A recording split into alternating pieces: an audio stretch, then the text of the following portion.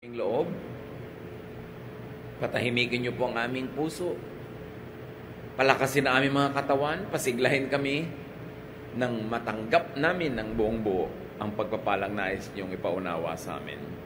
Bless those who might still be on the way, and we pray, Father, that you will quiet our hearts so we will be calm and peaceful enough to hear your voice. Heal, empower, liberate, and strengthen your people. In the name of Jesus we pray. Amen. How to receive what you want? Paano nga po ba tayo tanggap ng kailangan natin at gusto na tanggapin mula sa Diyos? Matthew 21:22, if you believe, you will receive whatever you ask for in prayer. Isa sa mga kapangyarihang mga pangungusap sa New Testament, isa sa mga hindi madaling ituro. Kasi maraming mga sasalungat na hindi naman talaga marami kong pinapaniwalaan, ba't di ko natatanggap? Pero dapat maunawa dahil nandun at pangako. So how will you receive what you want? Believe. The mind attuned to God and faith moves mountains and make things happen. Pagka ang isip ay nakasang-ayon sa Diyos, nakaayon, sumusunod, nakalinya, at ito'y may kakambal pang pananalig, may nangyayari. Either by God's unilateral work, pwede namang kumilos ang Diyos na siya lang, kusa lang niya, gusto lang niya, at pagka ang ating isip ay kinalulugdan niya, hindi mahirap sa Diyos na gawin kung ano ang gusto niyang gawin para sa atin. God does not need to be assisted and to be induced and to be convinced to be good and to give us, because God gives and God is good. Your faith makes God do it. Parang sino tayo para pakilusin ng Diyos? Pero ganun ang pagpapahalaga ng Diyos sa tao, bagamat hindi naman tayo ganun kahalaga, pero nagiging mahalaga dahil pinapahalagahan niya, na in reaction to our faith, God moves. Kaya mahalaga na naniniwala. Mahalaga na sumasang-ayon. Kahit nga kumisan sa mga gawaing hindi naman kay Lord ng mga gawain, meron agad magsasabi, walang mangungontra. Kasi pag may nangungontra talaga, mahirap magkaroon ng power ang any activity. Kahit yun ay civic activity, kahit yun ay religious activity, pag lagi may nakasalungat, mahirap umasenso. So your faith makes God do it. Or by man's work, energized and empowered by faith. Pag ang tao naniniwala, may nangyayari kasi hindi lang siya naniniwala at hanggang doon na lang. Kasi ang tunay na paniniwala, nag-uudyok sa'yo para may gawin ka. Real faith urges you and pushes you to do something positive about that faith, to act on that faith. Halimbawa, sasakay ka ng bus, may nakalagay na signboard, Quiapo. Naniniwala ka na Quiapo yun, ang pupuntahan, ang susunod na gagawin mo, sasakay ka nga. Kasi naniniwala ka Kasi useless na nag-aantay ka ng bus patungong Quiapo, may humintong bus nakalagay sa signboard Quiapo, naniniwala ka na patungong Quiapo yon, pero hindi ka pa rin sumakay. Andar pa rin yun, kahit hindi ka nakasakay, maiiwan ka. Ang tunay na faith may kasunod na action. Sang-ayon sa kung ano ang paniniwala at kung ano ang pinaniniwalaan. And because of faith, you not only believe, but you energetically believe to the point that you are now able to achieve many great things. Pinapalakas tayo ng faith. Pinapalampas sa mga karaniwang kakayanan, pinapalakas ang ating loob, pinapalakas ang ating katawan, dahil doon may na-accomplish. So, ang paniniwala, pwedeng tumanggap ka ng gusto mo galing sa Diyos dahil Diyos lang ang nagbigay, wala kang participation. O yung isang uri ng paniniwala that leads you to action, natanggap mo kasi pinagtrabahuhan mo. Kasi kumilos ka according to your faith. At ayun naman ay may nakaset na laws ang Diyos na pag ito ginawa mo, ito magiging bunga, if P, then Q, then nagtrabaho ka, nagkaalakip-lakip ang magagandang bagay, natanggap mo ang gusto mo. Mahalaga mananalig. Yung mga iba, kahit ang dali-daling gawin, pag hindi sila nananalig, wala nangyayari eh. Sasali sila sa contest, pero wala naman silang pananalig na mananalo sila. So lamang yung performance nila, hindi talaga nananalo. Kailangan may pananalig. How else do you receive what you want? Kakambal yan sa pinag-uusapan natin kanina. Work. Real faith is active. It inspires, empowers, and moves you to produce what you want. Mahalaga yun. Kaya ang sabi sa James 2:17, bagamat may ibang konteksto sa original use, but the universal meaning is the same. So, faith by itself, if it has no works, is dead. Para ano ang pananalig na walang kakambal na kilos, na aksyon?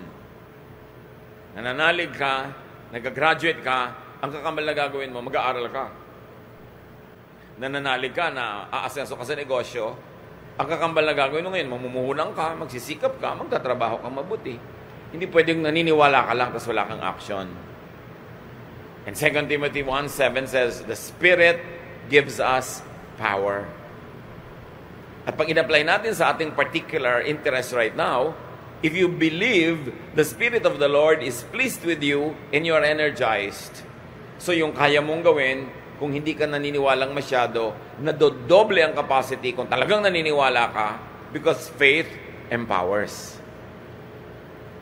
Maraming na-accomplish ang paniniwala. In the combination of this, God's unilateral action and your own work have ultra-powerful and effective results. How else do you receive what you want? You ask. Matthew 7:7, Jesus speaks here, ask and it will be given to you. Seek and you will find. Knock and the door will be opened to you. Pag humihingi ka, ibibigay sa'yo. Ang pagbasa kasi ng mga matatalinghagang salita na ito, you've got to get the spirit of the sentence at hindi mo kailangan siyang extreme ang gagawin mo explanation.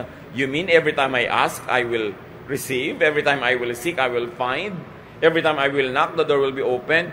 I don't think that's what it means. I believe what Jesus means is this. Well, you want it, you have to ask for it. And if you want it, and you ask for it, and God likes to give it to you, you will get it. But if you want it, God wants to give it to you, but you don't ask for it, it's possible that God won't do it for you. Because there are many things that God gives us without our asking. However, there are specific things that God will not give without being asked. And the point is, we don't know when God will unilaterally, by Himself, do something, and when God wants our cooperation and participation. So para lakihan mo ang iyong possibilities to get what you want, you ask. And you work, and you believe. Dinadamihan mo yung taya. Dinadamihan mo yung ginagawa mo, dinadamihan mo yung tanim para lumaki ang potential na malaki ang iyong maging ani. So, hindi lahat ng pintong kinakatokan nagbubukas. Pero walang magbubukas kung di ka muna kakatok. So, mahalaga na kumakatok, mahalagang humihingi, mahalagang naghahanap. Hindi lahat ng naghahanap, nakakakita ng hinahanap. Pero, hindi mo makikita kung di ka maghahanap. And applied that way, we will understand why Jesus says that. Jesus is teaching people proactive faith. Meron kang dapat gawin. Meron ka dapat participation. But it's no guarantee na pag may ginawa ka, magkukuha mo nga yung buong gusto mo. What is guaranteed is, wala kang makukuha, wala kang gagawin. So ask through words of prayer. At dyan magaling ang maraming mga relihiyosong tao, words of prayer. That's powerful when backed up by inner faith. Bali wala yung nagpe-pray ka pero bibiglang Sa puso mo naman, wala kang conviction, mechanical lang yung pagpe-pray, bali wala. Sabi ni Jesus, don't be like the pagans. They think that they will be heard for their many words. Hindi nadadaan sa dami ng salita yan at paulit-ulit. Kailangan bukal sa puso, taos, totoo. There's another way of asking. Ask through any and every other word that is not technically a prayer word.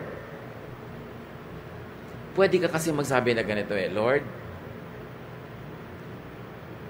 nawa po ang laki ng maging benta ng tindahan ko today.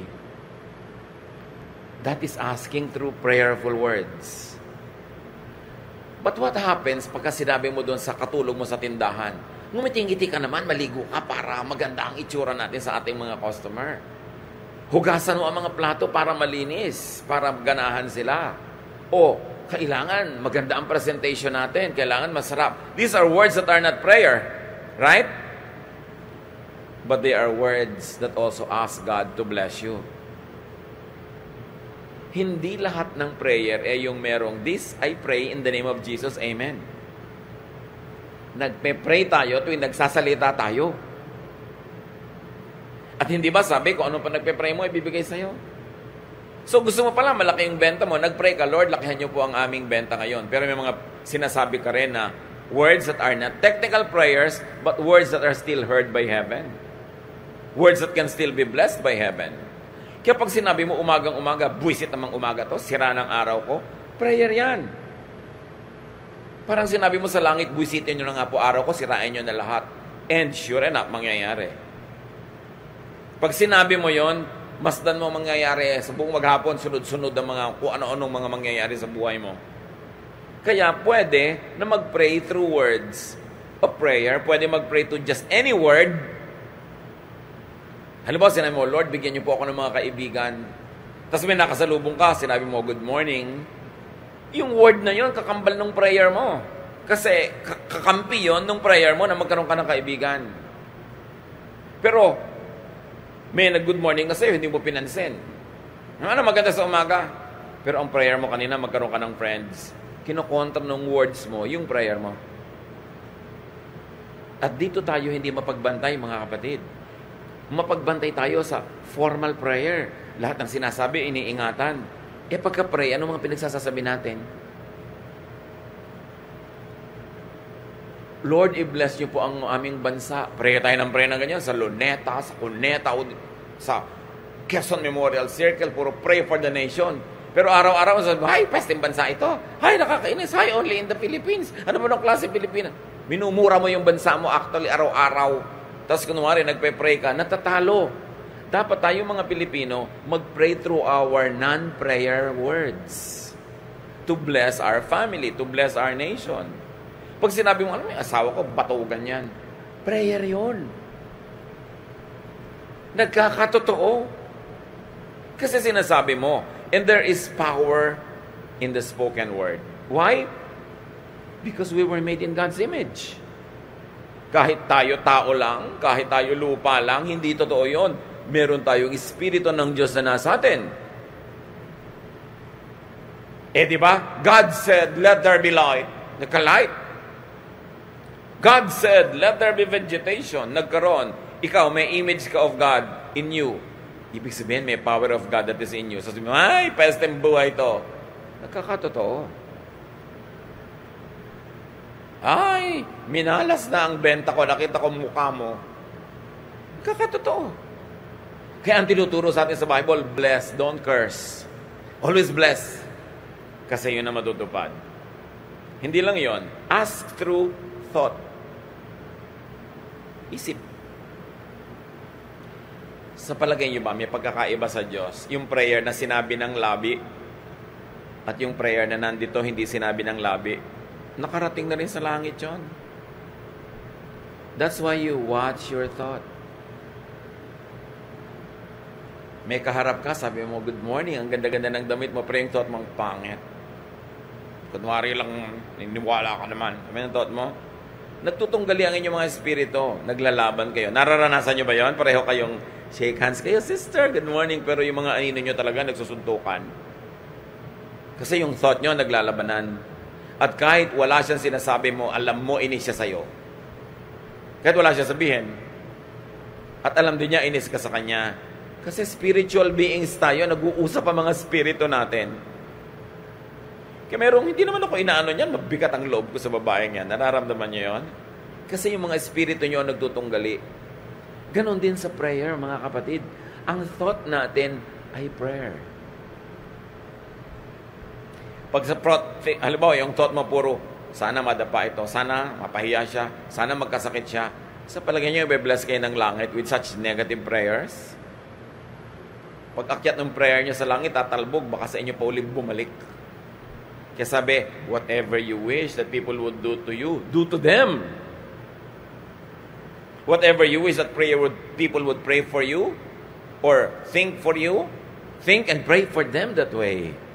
Ikaw din ang aani ng iyong tinatanim. Kaya gusto mong umasenso, paasensohin mo ang pag-iisip. So ask God through thought. And ask God through body language. Lord, palakasin niyo po ang aking katawan. Pero ang kinakain mo, puro hindi dapat kanin. Ang tamad-tamad mo mag-exercise. Anong lakas ng katawan na inaasahan mo kahit natambakan mo yan na in Jesus' name, I bless myself. Tapos pulo cholesterol ang kinakain mo, your body language is a prayer. No wonder, maraming tao, lito, hati. Kasi magkakaiba yung formal prayer sa thought life at sa body language. Ang gusto ng Diyos, one, unified self. Hindi hati ang loob. Kaya mahalaga, madisiplina natin para ng pag-iisip natin at pagsasalita. Mark 11:24, therefore I tell you, whatever you ask for in prayer, believe that you received it, and it will be yours. Let's operationalize that. Ang prayer mo na hindi word of prayer, kundi thought and action, itong asawa ko na to, mga ngaliwa ito eh. Wala akong tiwala talaga dito. Yun ang thought mo. Prayer mo yun. Sabi, believe that you have received it and it will be yours. Hindi naman ako tutulungan itong boss ko na to. Galit siguro sa akin itong kapwa ko manggagawa na to. Yung mga ganong thought, prayer yon. Sa palagay nyo, may pagkakaiba sa langit yung Lord. This we ask in Jesus' name. Na may tag sa dulo. At yung iba nating iniisip. Kaya, sinabi sa Bible, pray without ceasing. Sabi mo, paano kaya ako magpe-pray without ceasing? Ibig sabihin, amen, amen, amen, amen, hallelujah, hallelujah, non-stop? No. Ang thought mo, ang action mo, ang prayer mo, ang non-prayer mo, ang lahat ng ginagawa mo, ang body language mo, ay prayer. So, choir ka, member, instrumentalist, singer, Lord, i-bless you po ang aking pagtugtog na maging maganda. Anong body language mo? Nag-ensayo ka ba? Kakanta po ako, mabless ang mga tao. Minimorya mo ba kanta mo? What is your body doing? Ang prayer ng salita mo, ng bibig mo, maging blessing ka, pero yung action mo, hindi. Tatamad-tamad ka mag-ensayo. Sa palagay mo, sabi, believe that you receive it and you will get it. Pag na-discipline natin ang pag-iisip, na pag-isa-isa natin yung pag-iisip, pagsasalita na non-formal prayer at formal prayer, magiging buo ka. At sabi, hindi nagbibigay ang Diyos sa mga taong hati ang loob. Ayaw niya nung parang sinisiklot-siklot ng alo na lagi nagdadalawang loob. Kailangan solid. Complete prayer involves verbal, non-verbal words, and lifestyle prayer. Kaya pwedeng mag-pray without ceasing. Yung Lord, palusugin mo po ako. Ano yung paulit-ulitin mo, Lord, palusugin niyo ako, Lord, palusugin niyo ako. Yun yung mantra ng mga Hare Krishna, inuulit-ulit nila para may points. Pero yung Lord, palusugin niyo po ako, sabi ng words mo. Tapos ang katawan mo, naglilinis ka ng katawan mo. Tapos kumakain ka ng tama. Tapos yung utak mo, hindi ka nag-iisip na masasama to ko sa kapwa. Hindi ka nanonood ng mga horror na nakakatakot. Hindi ka nakikipag-chismisa na baka saksakin ka sa likod ng chinismis mo. Anong lusog mo na may gunting kang nakatarak sa likod mo? So, lifestyle prayer. And when you pray a lifestyle prayer, tatalab. Yung iba ang haba-haba magdasal, 3 oras. Kulang na lang magtumbling, gumulong. Pero ang pagkatapos na mag-pray, ang buhay na ipinapamuhay, kabaligtaran ng sinasabi, kaya wala lang nangyayari. James 4, 2-3, you want something but don't get it. You kill and you covet, but you cannot have what you want. You quarrel and fight. You do not have because you do not ask God. When you ask, you do not receive because you ask with wrong motives, that you may spend what you get on your pleasures. You see, ang linaw, sabi, ask and it will be given you. You do not have because you do not ask. Kasi mo, hindi totoo yan. Ask nga ako ng ask. Paulit-ulit nga ako nagpe-pray. Yes, yung formal prayer mo. Pero yung thought prayer mo ba, asking for the same thing? Yung bang non-verbal prayer mo, yung lifestyle prayer, yung body language, is it asking for the same thing that your formal prayer is asking for? Kaya iba nagtataka sa verse na to, ano naman totoo dyan?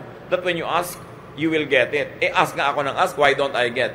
Pero baka naman sa formal prayer ka lang nag-ask. Baka ang totoo, hinihingi mo magic.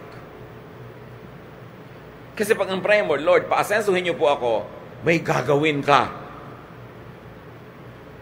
Pero pag wala kang ginawa, pray ka lang ng pray, magic ang hinihingi mo. Hindi prayer yon. You've got to understand the mechanics of prayer. Because it is the most powerful force in creation. How to really pray. Now, according to what we have read, what ways are there that don't receive from God?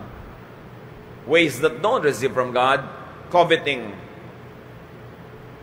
Humihingi ka lang dahil naiinggit ka na meron noon yung kapwa mo. Naghahangad ka lang na magkaroon ka rin. Gusto mo siguro makipag-contest, gusto mo siyang madaig. Whatever it is, may huwag kang umasa bibigayan sa'yo. O kaya humihingi ka, you receive from God, because you are killing, quarreling, and fighting.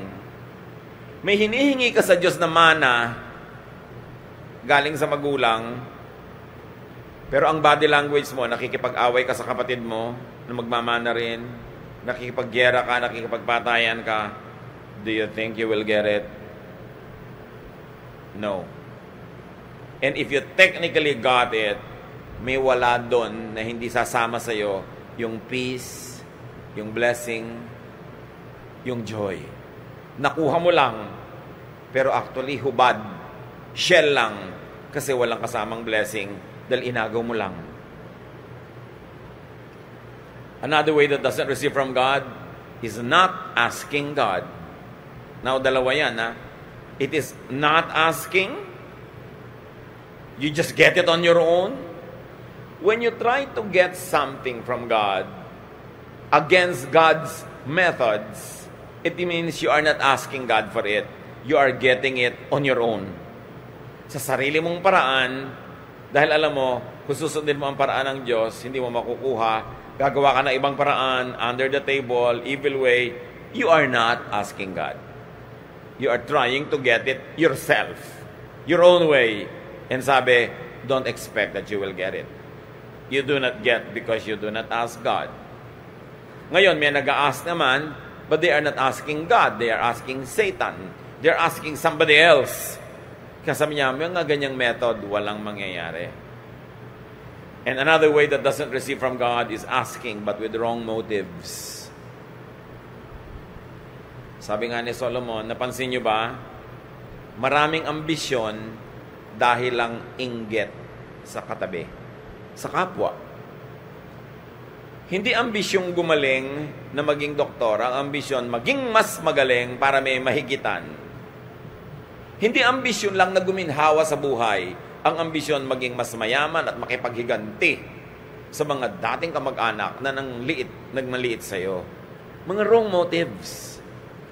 Hindi ba yung Lord, pag ginawahin niyo po kami para guminhawa kami? Hindi. Para makita nila na may nangyari sa buhay ko. Mga ganyang klaseng paraan. Sabi ganun, this is not in accordance with God's mind. Don't expect that God will give it to you. Ito ngayon ang mga mapanganib. Sabi mo, anong God will not give it to me? Nasa akin na nga. Sino ang nagbigay sa iyo? Nakakatakot lalo yan. Hindi pala Diyos ang nagbigay. Iba yung method na ginawa mo, hindi method ng Diyos. It was not God you asked. Who did you ask? Sabi, it is important for you. What does it profit a man to gain the whole world and lose his soul? Kailangan kung may natatanggap tayo, galing sa Diyos. Sa pamamaraang maka-Diyos. Sa Diyos hinihingi. Hindi ka humihingi sa kaaway. Because yung kaaway, marami naman talagang under His power right now. Talagang pwede kanyang bigyan. Anong kapalit? Kaya tinitiyak natin, galing dapat sa Diyos. Huwag na huwag kayong maiinggit sa mga taong alam nyo na ang tinatamasa nila, na kuminsan gusto pa natin kainggitan, hindi naman galing sa Diyos. Hindi galing sa maka-Diyos na pamamaraan. Ninakaw lang. Nandaya lang siya. Nanakit ng agaw ng hindi kanya. Tapos parang ang saya-saya niya, don't ever think na dapat kainggitan ng ganong mga tao. Dahil mabigat ang bayad ng ganong mga bagay. So meron kayong gustong matamasa sa buhay, do it, or ask God to do it for you. When do you do it? Pagkaya nyo. Yung sa ating human nature, na aabot ng human intelligence, human capacity, human energy, human achievement, do it. Don't ask God to do it for you. Pero pag alam nyong lampas na sa natural na kakayanan ng tao, that's when you ask God to move. James 5:17-18. Elijah was just as human as we are. And for 3.5 years, his prayers kept the rain from falling. But when he did pray for rain, it fell from the skies and made the crops grow. So niya, alam niyo si Elijah, tao lang yan, tulad natin. Pero nanalangin siya na huwag umulan. 3.5 years, na ni isang patak ng ulan, walang lumagpak sa lupa. At nung siya'y manalangin naman ng ulan, biglang umulan at tumubo ang mga halaman. Pagkaya mo, huwag mong ipagawa sa Diyos. May lalapit sa'yo, merong may sakit, walang papagamot. So, sige, pagpe-pray kita. May pera ka sa bulsa mo, magpe-pray ka. Kaya mo yon. Huwag mong ipagawa sa Diyos. Kaya mong tulungan, ipapadala mo. Kaya sabi sa Bible, sabi ni Jesus, huwag niyong gayahin yung mga ibang mga Kristyano dyan. Mga ibang mananampalataya na may lalapit. Sabi, sige, I wish you well, nawa mabusog ka, nawa gumaling ka, nawa gumanhawa ka. Pero wala kang mabinibigay ni ano? Kaya mong sasabihin, Lord, nawa ipapasin niyo ako sa test. Anong kaya mong gawin? Mag-aral ka. Paasensuhin niyo po ang buhay ko. Anong kaya mong gawin? Magsikap ka. Huwag mong ipapagawa sa Diyos yung inilagay na niya sa iyo yung kakayahan para magawa mo mismo. Pero yung hindi mo talaga kaya, yun ang ipapasa Diyos. Tulad ng example na nakita natin, hindi naman kaya ni Elijah na pigilin ng ulan Pero dahil ang kanyang hinihingi ay ayon din naman sa kalooban ng Diyos, reasonable, dahil dapat turuan ng leksyon yung buong bayan, hiningi niyang huwag umulan, natupad. How else do you receive what you want? Be near the giver. Be in the path of blessings. At sa giver, isang malaking G, isang maliit na G. Yung malaki siyempre, Diyos. Yung maliit, tao.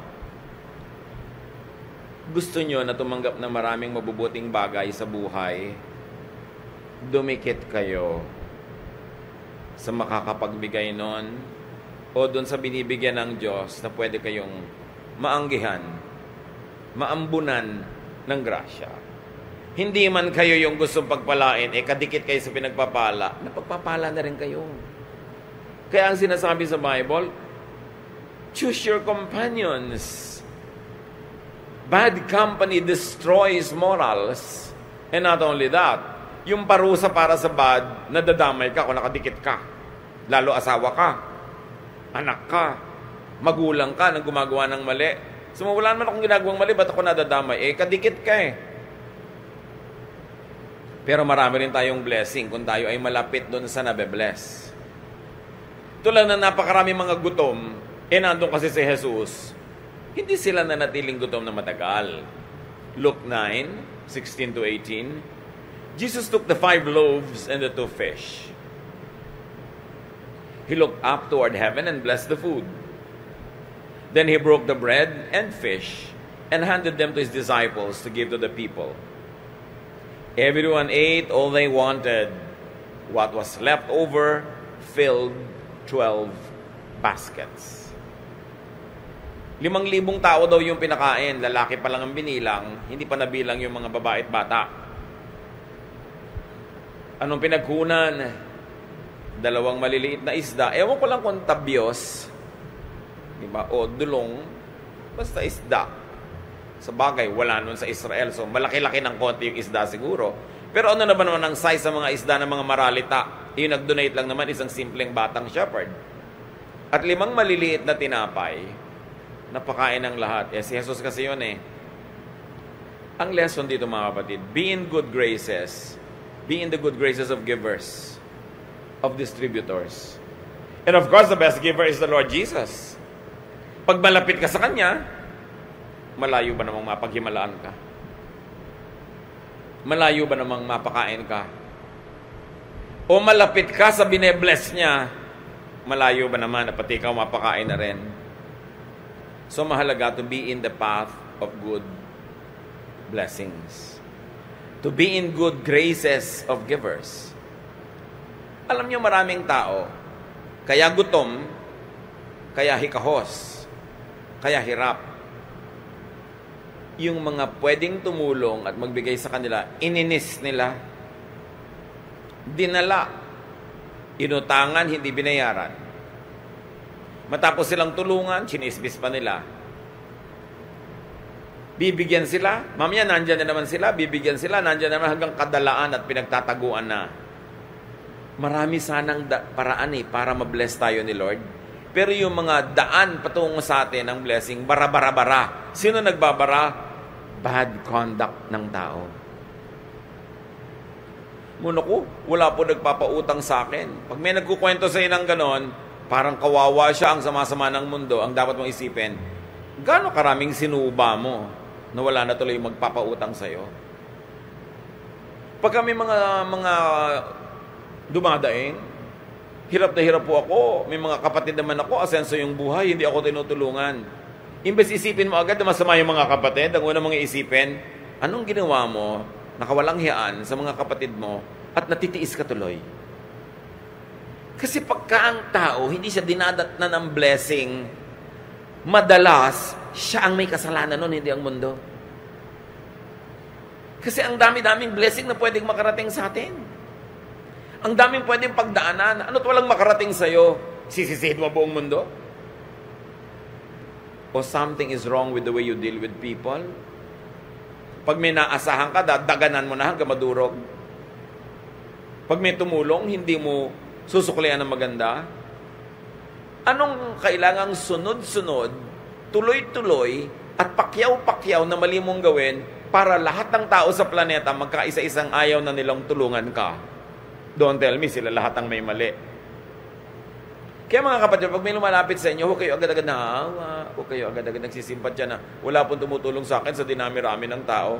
Ang itatanong mo, ba't kaya siya hindi tinutulungan? Likas naman sa tao matulungin hanggang madala lamang. So do not needlessly oppose, offend, and alienate dispensers and channels of blessing. Sa isang pamilya, usually may 1 o 2 kapatid naman na medyo umaangat-angat. Ikaw hindi makaangat-angat. Huwag mo nang inisin. I-please mo na. Huwag ka nang makipagtalo, makipagyabangan. Dahil ikaw din ang kawawa pagka hindi ka tinulungan. lumagay ka sa lugar. Merong sobrang mayaman o makapangyarihan, magdahan-dahan ka bago mo banggain. Kasi baka kailanganin mong tulong niya. O kaya, gamitin niya yung yaman niya at lakas niya para durugin ka. Mag-isip-isip ang tao. Ecclesiastes 10:20. Don't even think about cursing the king.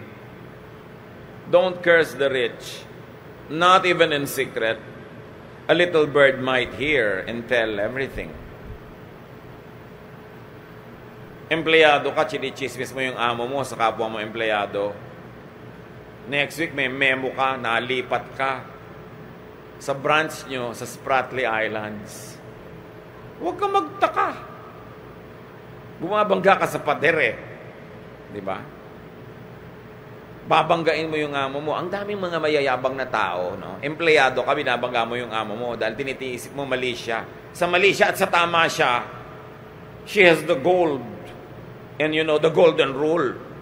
Whoever has the gold, rules. Babangga ka, ipagpipilitan mo yung alam mo. Mamaya, ikaw natanggal sa trabaho. Sino ngayon ang gutom? Di ikaw. Dapat marunong ka makibagay, makiayon. Lumagay ka sa tama mong lugar. Kasi wala kang kapangyarihan. At kahit may kapangyarihan ka pa, ba't mo naman uubusin sa pakipagbakbakan sa iba? Pareho kayong pagod pagkatapos, pareho kayong lugi. Dapat ang tao, you live peaceable lives. Diplomatic ka.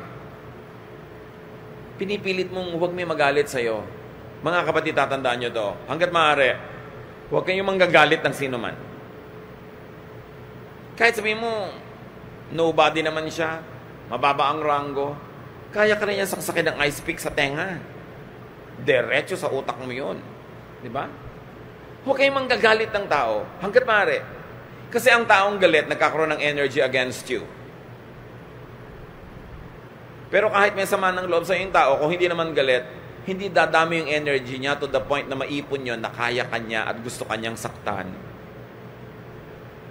May mga tao na kahit saan na lang mapunta, may nakakaaway.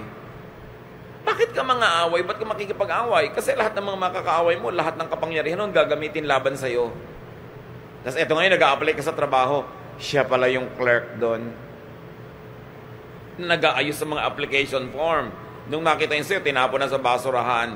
Kung naman, abang ka ng abang ng call, wala nang tatawag sa'yo. Kasi may nainis kang clerk. Hindi naman mahirap isipin yung mga ganyan sa buhay. Maraming blessing hindi dumadating. Kasi ang body language mo, ayan na naman tayo, di ba? Sinasabi ng body language mo, ayokong magkaroon ng trabaho. Kasi nangiinis ka ng tao, hindi mo alam, later sila pala may kapangyarihan kung makaka-apply ka or not. Pero ang body language mo, nangiinis ka, pero ang prayer mo, Lord, bigyan niyo po akong trabaho.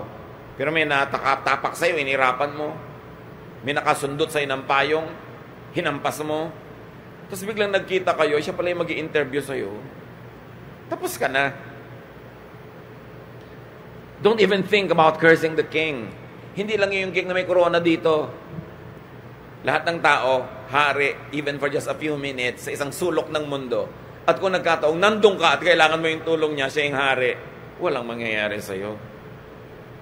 Huwag pala away. Huwag nakakainis. Be likable. One, because you're godly. And even if you are not godly, be likable because you are wise. Because when you are liked, people help you. And we all need help to get off. To start off. Sabi nga nila, we all need help at the beginning and at the end. And people help those that they like. Kahit sabihin mo pa na self-sufficient ka ngayon, may kaya ka ngayon, malakas ka ngayon, lagi bang ganyan yon? Yung mga magulang na malalakas, may kapangyarihan kumita ng pera, hindi gamitin yung kapangyarihan at yung tanghaling tapat ng lakas ng buhay nila para mahalin yung mga anak. Ang nakatanim sa puso ng anak, sama ng loob sa magulang. Yung pagneneglect ng magulang, pagpapabaya sa kanila, pagtanda mo, aalagaan ka kaya nila. at alagaan ka man, minimum na lang, wala nung dagdag na mga palabok at pampasarap dahil hindi ka naman mahal eh. So sinayang mo yung pagkakataon na yung mga anak mo, dependent sa'yo, walang ibang pwedeng asahan, mga inosente sa buhay, pinalampas mo, hindi mo tinaniman ang lahat ng mabubuting bagay. At pag naglakihan na sila na hindi mo na pwedeng taniman at baka wala ka na rin namang maitanim kahit gusto mo, doon ka ngayon nangangailangan ng ani. Paano ka? So kung ang prayer mo, Lord, nawa pagtanda ko o kung mga ilangan ako, mahalin ako ng anak mo, ano yung body language mo ngayon sa anak mo?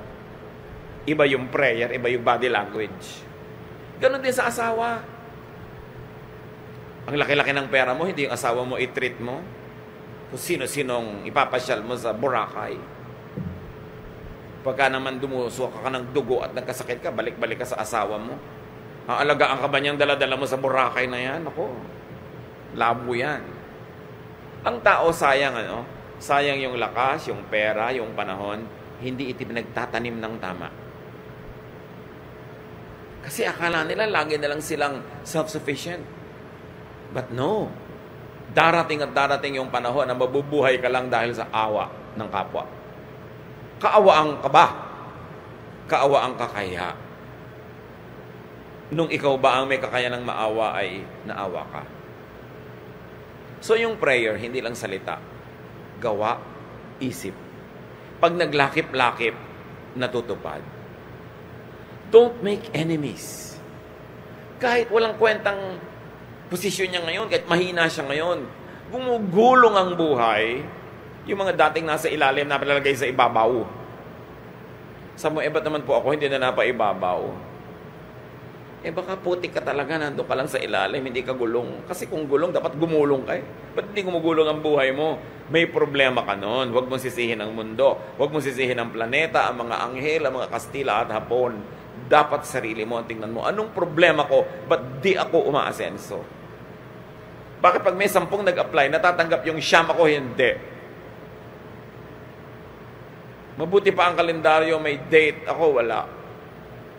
Siguro. Baka hindi mo pinapackage ang sarili mo. Mabuti pa ang makinilya, natataypan. Look at yourself. What are you doing with yourself?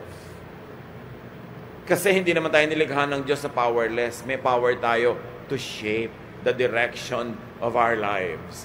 You cannot always create every detail of it, but you create the general direction where you will go. So, remember, asking means thinking about, talking about, and doing according to what you are asking for. How else do you receive what you want?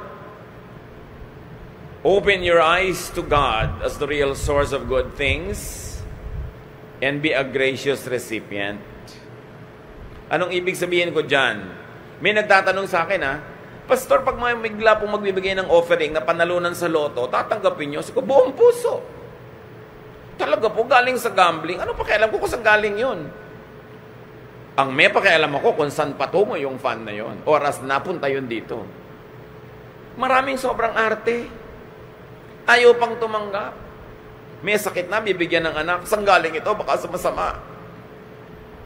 Ayaw pang tanggapin. Alam nyo, ang propetang si Elijah, gutom na gutom. Nalagay siya sa napakaraming lugar na walang pagkain. Alam nyo kung paano siya nanatiling buhay? 1 Kings 17:6. Ravens brought him bread and meat twice a day, and he drank water from the creek. Mga uwak, mga ibong maiitim, mga ibong considered in Israel as unclean. At alam nyo kung paano kumakain ng uwak? Ninanakaw niya. Huwag kayong magpapatuyo ng mga tapa at mga kung ano-ano, dadagitin ng uwak. Nagpapatuyo kayo ng mga danggit, mga kung ano-anong mga sari-saring pagkain, ninanakaw niya. So in other words, itong propeta, ang kinakain niya araw-araw, nakaw. Bagamat hindi siya nagnakaw, yung uwak, dala-dala ni uwak yung karne, kinakain ni propeta. Kung si propeta, ginagaya yung mga ibang relihiyoso, hindi ko kakainin yan, maruming pinanggalingan. But the Bible is clear, God sent the ravens to feed him. So kahit na ninakaw ng uwak yun sa isang tao na nagpapatuyo ng mga karne, yung tao na yon, yung karne na yon, yung planeta, pag-aari yun ng Diyos. So pag Diyos ang nag-assign, kunin yan, ilagay doon, hindi yun nakaw. And that's what I want to say to you, mga kapatid. Huwag kayong sobrang maselan. Huwag kayong sobrang maarte sa blessing. If God likes to bless you, accept it. Be a gracious recipient. The ravens were unclean and the ravens were thieves. But God, in His infinite mercy, fed the prophet this way. Kaya meron pa na. Paano po yung pastor? Wala akong trabaho, ang tagal-tagal na, wala akong maipakain sa mga anak ko. Pero, nagkakaroon sana ako ng trabaho, pero may trabaho po pag Sunday. Hindi ako makapag-church. Magtatrabaho po ba ako? May dapat, no? Paano po ang church? Mag-church ka na sa Wednesday, Thursday, Friday, kaya nga marami eh. Hindi ka na nga makakain dyan eh. Pag sisimba pa sa linggo, unahin mo eh. Ang dami namang araw ng simba. Ang daming araw ng paglingkod sa Diyos. Meron pa, naku, tumutugtog po ako sa church, wala akong katrabaho, pero ang gift ko talaga tumugtog. Meron kumukuha sa akin sa gig. Ayaw po ako payagan ng pastor. Palalamunin ka ba ng pastor? Kung palalamunin ka, sige, huwag kang tumugtog. Pero kung hindi tumugtog ka, dahil blessing yan sa iyo ng Diyos. Kailangan mo ng pambayad ng rent, kailangan mo ng pambayad dito, ang arte-arte mo. Ang kailangan, intindihin mo yung pangangailangan mo. At bakit natin sinasabi yan? James 1:17, every good and perfect gift comes from the Father who created all the lights in the heavens. Pag makakabuti sa'yo, galing yan sa Panginoon. Huwag kang sobrang maselan. Psalm 24:1, the earth is the Lord's and everything in it. The world and all who live in it. Pag may pagpapala, tanggapin mo. Kung may choice ka na better choice, mas religiously sound choice, take it. But meanwhile, wala ngayon. Mabuti kung nag-iisa ka sa buhay, ang arte-arte ng conviction mo, may anak kang nagugutom, may asawa kang nagugutom, mabuti kung nag-iisang katawan ka lang. Marami pong tao hindi nabe-bless kasi sobrang maselan. Hindi ko naman sinabing magnakaw kayo, hindi naman kayo uwak.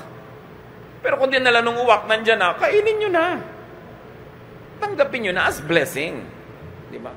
Kailangan, malaki ang pinagkukunan natin sa pag-unawa sa kabaitan ng Diyos, hindi ang kitid. Maraming mga mananampalataya, ang lapad ng kalsada, doon lang dumadaan sa puting lane sa gitna. Pinapaliit ang mundo. Samantalang malaki dapat. Ano bang pwede mong gawin para ma-impress mo ang Diyos sa kalinisan mo? No one is righteous. Not even one. So when God wants to bless you, be a gracious recipient. Apply this in your life and receive what you want. But remember, you do not have because you do not ask.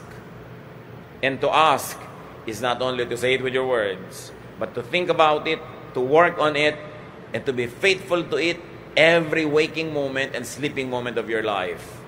And when you do the best, according to God's will, and because God is gracious, there is no doubt that God will give you what you want. Hindi ipaghihirap ng Diyos na bigyan ka. Hindi ka bawasan sa Kanya dahil lilipat lang from one place to another. Yung pera lilipat lang from this to your bulsa. Do you think may mawawala sa Diyos doon? So hindi Diyos ang nagdadamot. Kailangan ang reviewin natin, style natin sa buhay. Ama namin sa langit, turuan mo kami na kilalanin ang kabutihan, kabaitan nyo. Huwag yung parang naglilinis-linis kaming, higit pa kaming malinis sa inyo. Turuan nyo kami, Lord, na tumanggap ng kailangan namin. Makilala ang iba't ibang panahon ng buhay na mayroong emergency, may time of plenty, may time of urgent needs. Maka-adjust kami doon. Huwag namin gamitin ang pananalig namin para paliitin ang aming mga options, pakitirin ang aming mundo, at maghirap at magutom kami, pati mga umaasa sa amin. Kundi makalaya kami because the earth is the Lord's and everything in it. Teach us to be gracious, thankful, productive recipients. Pagbulay-bulayan pa natin ito at ang mga kahulugan nito sa ating pang-araw-araw na buhay.